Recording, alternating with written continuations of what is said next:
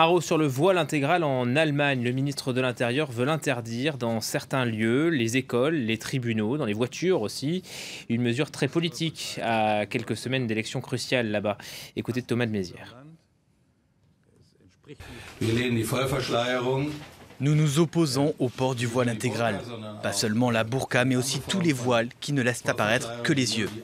Cette position est partagée par tous les démocrates chrétiens.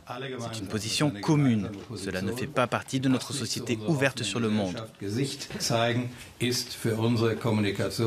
Montrer son visage est un moyen de communiquer, de coexister et de créer la cohésion. C'est pourquoi nous demandons à tout le monde de montrer son visage.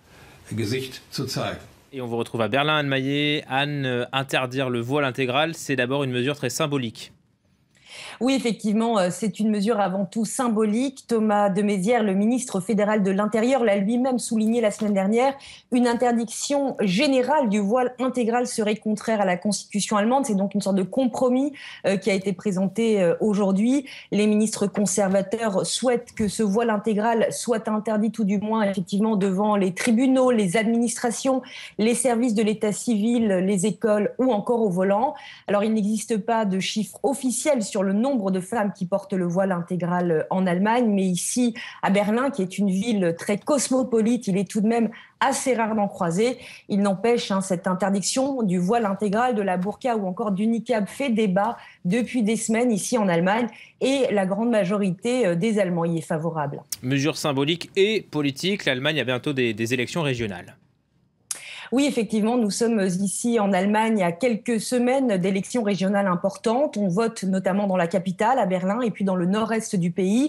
L'Allemagne, vous le savez, est encore choquée par les attaques djihadistes qui ont frappé le pays fin juillet. Et donc, sans surprise, l'intégration des migrants et la menace terroriste sont plus que jamais au cœur des préoccupations des Allemands. Ce sont les principaux enjeux, les principaux thèmes de ces élections régionales. Donc, ce virage sécuritaire amorcé par le ministre de l'Intérieur et ses homologues régionaux, ainsi que ces annonces très symboliques sur le port du voile intégral ne surprennent pas vraiment dans ce contexte électoral. Il s'agit très clairement d'enrayer la montée en puissance des populistes qui, eux, font campagne depuis des mois déjà contre l'islam et contre la migration. Reste à savoir si cette stratégie va fonctionner.